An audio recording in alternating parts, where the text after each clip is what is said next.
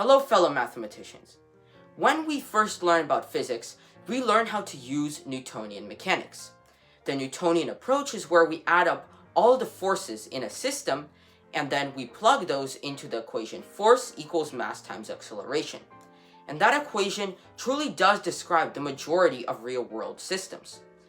However, even though it is powerful, it can be very, very difficult to use in some complex situations, which is why a new approach known as Lagrangian Mechanics was created.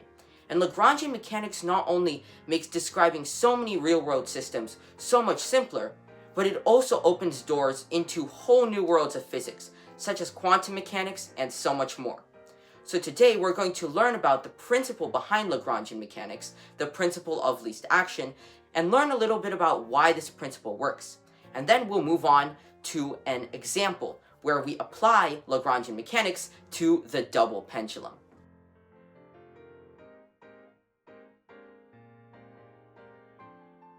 So one way we can begin to think about Lagrangian mechanics is by looking at the path a particle takes from point A to point B. And for simplicity, let's suppose our particle lives in a one-dimensional world, on a sort of number line, so to say, where our particle's position is completely determined by one number, x. We can plot x as a function of time. And so our particle can take many paths from point A to point B in this space right here. It can go like this, can go like this, can take many paths. But the one path that it does take satisfies very specific conditions. According to Newtonian mechanics, the path that the particle takes satisfies the equation F equals ma. However, in Lagrangian mechanics, we take a different approach. Lagrangian mechanics argues that the path which the particle truly takes minimizes something called the action. The action is denoted by s, and it's equal to the integral of a quantity called the Lagrangian with respect to time. The Lagrangian is the difference of the kinetic energy and the potential energy.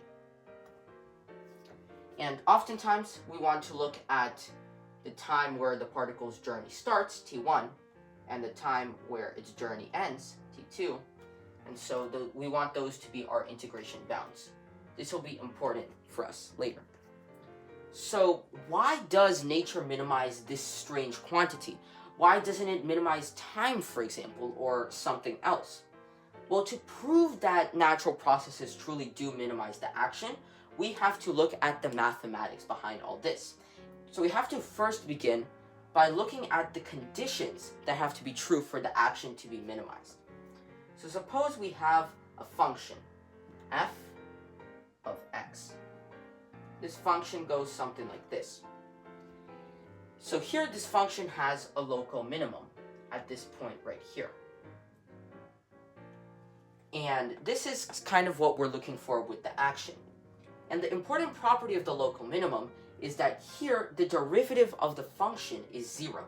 The slope of the tangent line at this point is 0. That shows that this is a vertex. However, more specifically, what does that mean?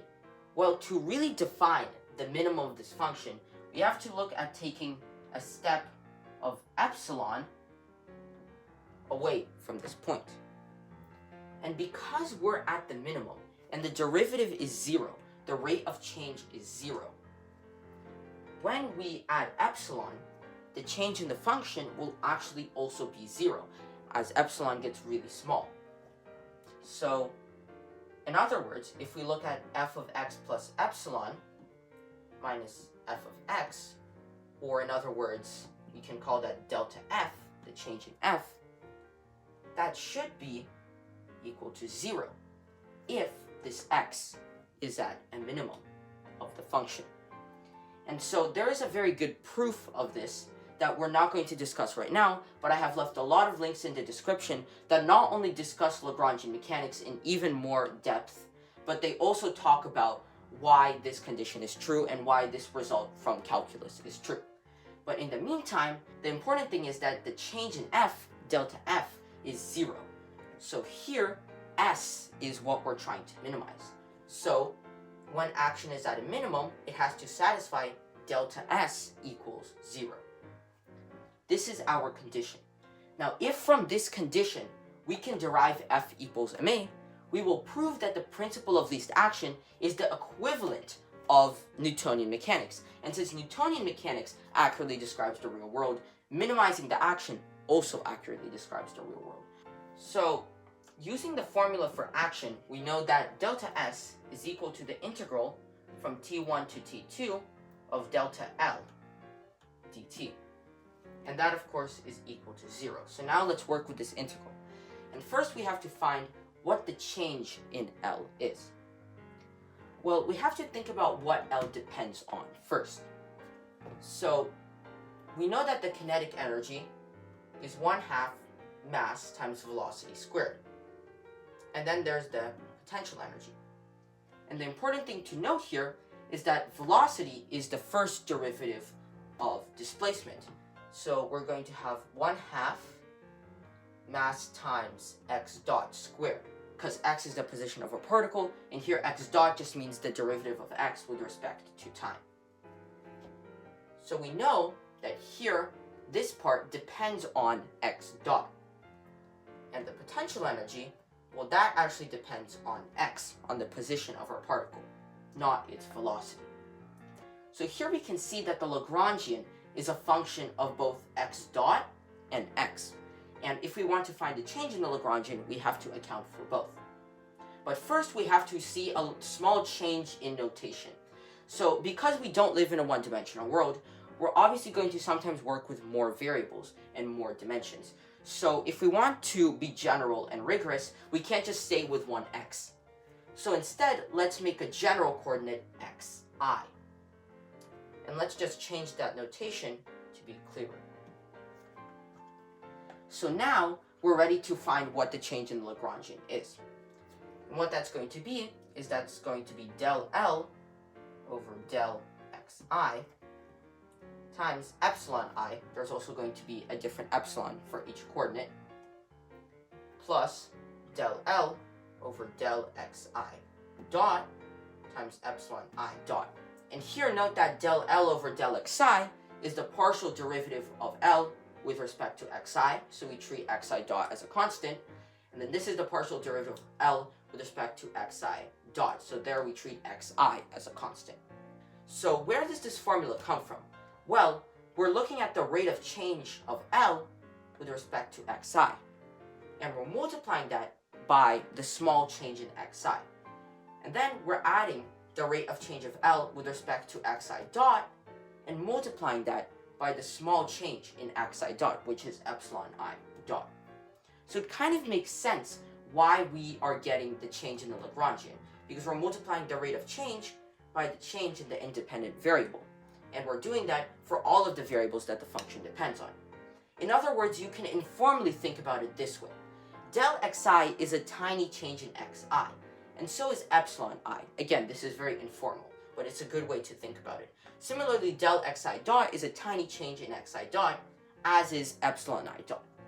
So here, informally, you can think that these cancel, and you're just left with the change in the Lagrangian. So this is kind of the motivation behind this formula, and now we can plug this into our integral and really start working. So here we have our change in the Lagrangian, nicely plugged into our integral. So we don't like this epsilon I dot right now. We want everything in terms of epsilon I, so then we can eventually get rid of that. We don't want that in our final answer, obviously. So what we're going to do is we're going to use integration by parts to bring down this epsilon I dot to an epsilon I. First, we can begin by splitting this integral up into two, because this term doesn't need to be changed for now. So the first term remains the same, and then we have the second term, which we are going to integrate by parts. So here, u is going to equal del L over del xi dot, and dv is equal to epsilon I dot dt. The reason why we chose dv to be this is so that then v will become epsilon I. getting rid of the epsilon I dot and getting the epsilon I that we want. And then du is going to be the derivative of del L over del xi dot with respect to time. So that's just going to be d over dt of del L over del xi dot dt. So there we go, there's our integration by parts. So here we're going to have uv, so that's going to be del L over del xi dot times epsilon I, can't forget about the bounds, minus the integral of v du. So it's going to be the integral from t1 to t2 of d over dt del L over del xi dot times epsilon I. So here we have the epsilon I that we wanted. But in order to combine these integrals and make any progress, we first have to get rid of this pesky little term right here. And to get rid of that term, we have to look at the graph of our particle's path again. So here we have time, and here we have one of the particle's coordinates, xi. Then we have point A and point B, and the particle is traveling a certain path. This is going to be xi of t. Xi is a function of time. Then we add our epsilon in. So epsilon here is also going to be a function because we're deforming x. So we're going to add this slight wiggle to our path. And that path is going to be xi of t plus epsilon I of t. So unlike our example with a function whose minimum we're trying to find, where x is just a number and epsilon is just a number, here we're working with functions, xi of t and epsilon I of t. So we want the change in the action between these two paths to be 0, and that will happen only if the action is at a minimum. However, returning to this term, it's important to note that epsilon I of t is 0 at t1 and t2. Because even though we deform the path, we don't want to change these conditions. These define part of the system and they're important. So we want the deformed path to be the same as the normal path at t1 and t2. Therefore, epsilon I of t1 and epsilon I of t2 is going to be equal to 0. So when we look at how we're going to expand this, we're going to have del L over del xi dot at t2 times epsilon I at t2, that's equal to 0, minus del L over del xi dot at t1 times epsilon I at t1, and that's also equal to 0. So it turns out that because of this definition that we applied here, this is actually just going to disappear. And so finally we can combine these integrals and then factor out the epsilon I. So then we're going to have the integral from t1 to t2 of epsilon I times del L over del xi minus d over dt del L over del xi dot. Then of course this is an integral with respect to time, and all of this is equal to 0. And now finally we can say that for this integral to be equal to 0, for any t1 and t2, this right here needs to be 0. So getting rid of the integral, all we're left with is del L over del xi minus d over dt of del L over del xi dot equals 0. And this right here is the Euler-Lagrange equation. This is the F equals ma of Lagrangian mechanics. This equation started out as delta S equals 0. So this equation must be satisfied for the action to be at a minimum. And so according to Lagrangian mechanics, this equation describes the path of the particle because it minimizes the action and therefore achieves the true path. However, we still haven't proven that nature truly minimizes the action, and to do that, we have to look at this equation and show that it's equivalent to F equals ma. So in order to prove that this equation is equivalent to F equals ma, we have to plug in the Lagrangian.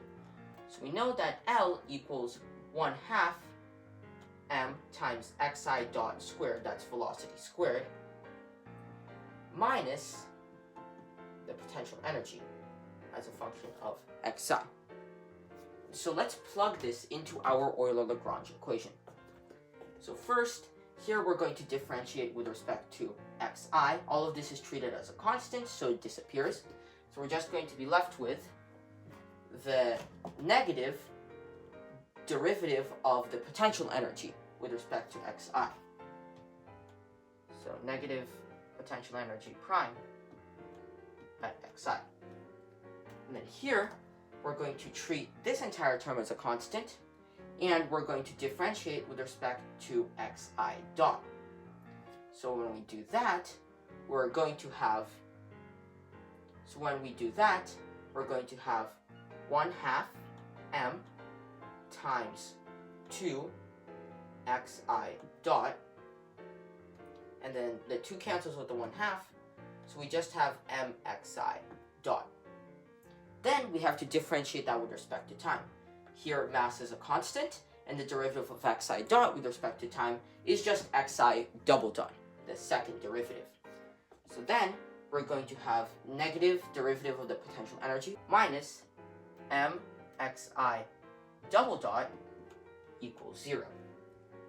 Rearranging, we have that negative potential energy prime at xi equals m times xi double dot. And this is the moment, because we know that the second derivative of displacement is acceleration. So this is just acceleration. And here we know that the negative derivative of the potential energy is equal to the force. That's a law in physics. So therefore, we know that force equals mass times acceleration. And there we go. We have proven that the Euler-Lagrange equation is equivalent to F equals ma. Therefore, throughout this process, we have shown 2 key things. Number 1, that minimizing the action is truly what happens in natural processes. And number 2, that in order to minimize the action, and therefore properly describe the particle's path, you have to satisfy the Euler-Lagrange equation. So now that we understand the ideas behind Lagrangian mechanics, let's apply them to the double pendulum.